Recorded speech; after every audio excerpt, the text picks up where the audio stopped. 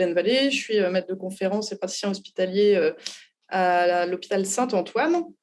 Et donc, je dépends aussi de Sorbonne Université et de l'équipe INSERM de Delphine Sauce qui travaille sur le vieillissement du système immunitaire et avec qui on a travaillé sur ce projet. La problématique initiale, c'est qu'effectivement, alors je pense que vous savez que la population vieillit de plus en plus. Et dans cette population qui est quand même particulièrement fragile, avec des maladies chroniques, on a quand même assez fréquemment des complications de type chute qui se compliquent elles-mêmes de fractures du col fémoral. Et le problème de ces fractures, c'est qu'elles sont associées à un pronostic qui est quand même encore assez mauvais, puisqu'on est à 25-30% de mortalité à 1 an, et que chez les patients qui survivent, à peu près la moitié perdent en autonomie. Donc, il y a toute une problématique globale autour de l'amélioration de la prise en charge de ces malades pour améliorer, leur survie et deuxièmement, leur pronostic fonctionnel. Il y a effectivement quelques années, notamment l'équipe de Jacques Baudard à la Pitié qui a été précurseur pour monter des unités post-opératoires gériatriques qui, par une prise en charge, on va dire, très spécifique et spécialisée, a permis de démontrer l'amélioration du pronostic de ces patients. Mais on se retrouve quand même face à une difficulté qui est qu'il n'y a globalement pas assez de ces structures, pas assez de gériatres pour l'ensemble des patients de plus de 75 ans qui se cassent le col du fémur. Donc, il était important et il reste important de pouvoir identifier les patients les plus à risque et ceux pour lesquels finalement l'expertise gériatrique va être la plus bénéfique, on va dire. Dans ce cadre-là, on s'est intéressé au rôle du système immunitaire puisque les raisons du décès et de la perte d'autonomie des patients dans l'année sont pas tellement liées aux complications chirurgicales ou d'anesthésie.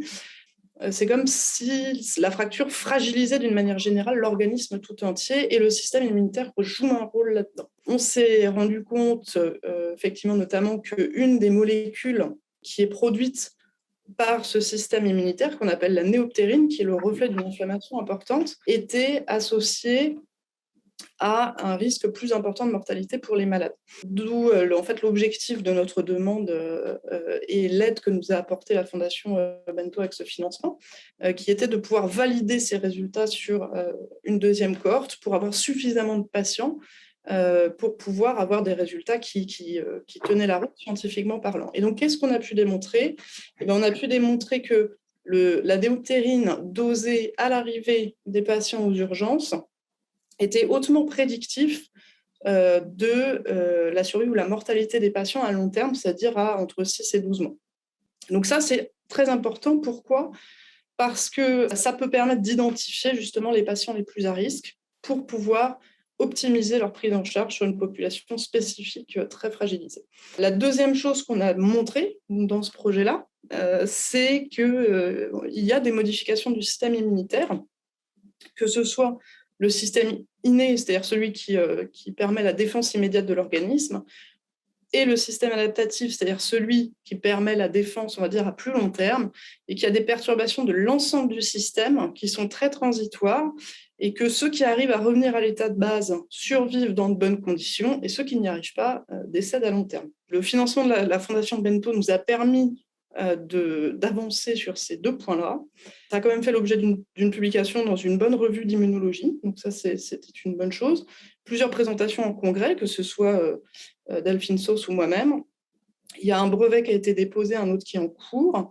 Et donc, dans les perspectives, ce qui est intéressant, c'est qu'il y a des perspectives. Il y a des perspectives sur le rôle, on va dire, dans la prédiction de la fonctionnalité, c'est-à-dire est-ce que les patients, l'identification des patients qui vont survivre, mais qui risquent de perdre en fonctionnalité.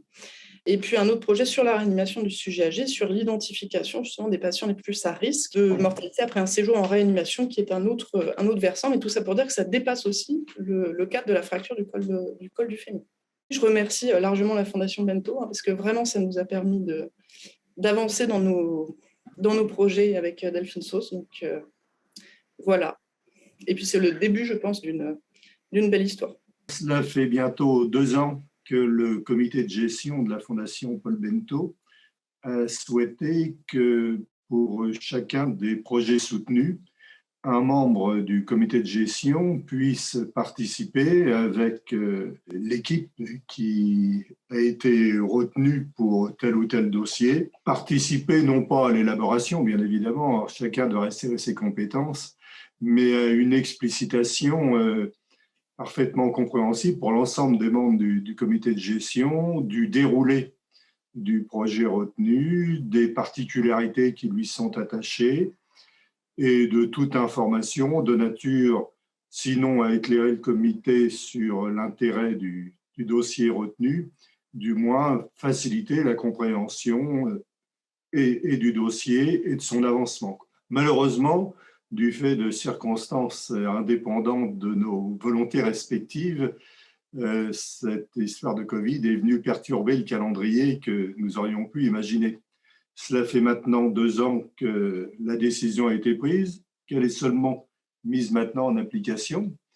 Et j'espère, moi, à titre personnel, que les choses ont pu évoluer depuis 2 ans, que cette seconde cohorte a pu commencer à être activée et à donner quelques résultats que nous suivons, que pour ma part, je suis avec intérêt. Donc Fatouma Tatal, je suis membre du comité scientifique de la Fondation Paul Bento et je suis également médecin gériatre à l'hôpital Mont-d'Or. On passe en revue des projets divers et variés sur des problématiques de rééducation, de gériatrie, de réanimation, enfin des problématiques assez larges qui rejoignent souvent quand même la dépendance. Et c'est vrai que ce projet avait retenu l'attention du comité parce qu'il était original, qu'il était pertinent. Alors c'est vrai que je connais déjà le docteur Hélène Vallée et le projet nous a paru intéressant, son apport paraissait assez évident. Moi, en tant que gériatre, c'est vrai que la fracture d'extrémité supérieure du fémur chez la personne âgée, c'est une problématique qui est quotidienne. On l'a dit et redit, mais c'est pourvoyeur de morbidité, c'est pourvoyeur de dépendance, vraiment pour nos personnes âgées, de mortalité malheureusement, et en termes de dépenses de santé, ce sont des chiffres qui sont considérables. L'équipe du docteur Vallée, et notamment beaucoup aussi à la Pitié-Salpêtrière, ça a été quand même dans les premiers à souligner bien les apports de tout ce qui était unité périopératoire gériatrique, à travailler sur justement le fait de renforcer un peu les soins dans ces périodes qui sont des périodes assez difficiles pour les personnes âgées. Et là, l'idée d'aller plus loin en pointant du doigt un marqueur performant qui permettrait d'identifier encore dans ce groupe de patients ceux qui sont les plus à risque pour essayer d'ajuster encore un peu la fréquence et l'intensité des soins, c'est une idée qui est séduisante.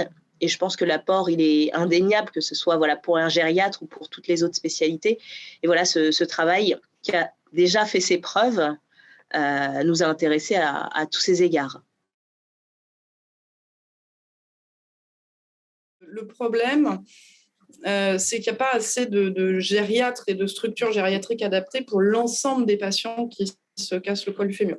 Si vous voulez, en temps normal, on va dire dans la plupart des cas, je vais arrêter ça, dans la plupart des cas, le patient qui arrive aux urgences avec une fracture du col du fémur va être pris en charge dans les services d'orthopédie classique, que ce soit sur l'hôpital, le CHU, l'hôpital de région, le CH, le centre hospitalier non U, les cliniques privées, etc. Donc, en fait, sur la manne de patients en France qui se fracturent le col du fémur, très peu, une proportion infime qui va finir dans les unités post-opératoires gériatriques. Et ce système pourrait permettre justement d'orienter les patients les plus à risque, c'est-à-dire ceux pour qui l'impact du travail du gériatre sera le plus fort. Parce qu'il y a des patients qui, à 80 ans, 90 ans, physiologiquement, ont 20-30 ans de moins. Et donc là, l'apport du gériatre est moins important, puisque de toute façon, c'est des patients qui n'auront pas, a priori, trop de problèmes derrière. Donc notre problème, c'est vraiment d'identifier les malades les plus à risque, où l'expertise gériatrique va vraiment prendre tout son sens, pour ensuite les rediriger sur des structures dédiées. Alors, il y a le prix des kits de détection, qui sont des kits ELISA, mais qui ne permettent pas, de faire patient par patient. C'est-à-dire que les kits coûtent relativement cher, ils nous permettent de faire un nombre X, c'est 96 puits, donc peu importe, mais qui nous permettent de faire un certain nombre de patients en même temps. Donc, pour l'instant, on ne peut pas le faire au lit du malade. Mais ce qui est en cours de développement là, c'est de pouvoir justement créer en fait un système qui fonctionnerait comme, vous savez, les appareils à dextro ou les émotions sur des petites bandelettes qui permettent en fait avec un simple pic au doigt, une goutte de sang, d'avoir le résultat aux urgences quand le malade arrive. Voilà. Donc ça, c'est en cours de développement avec des entreprises.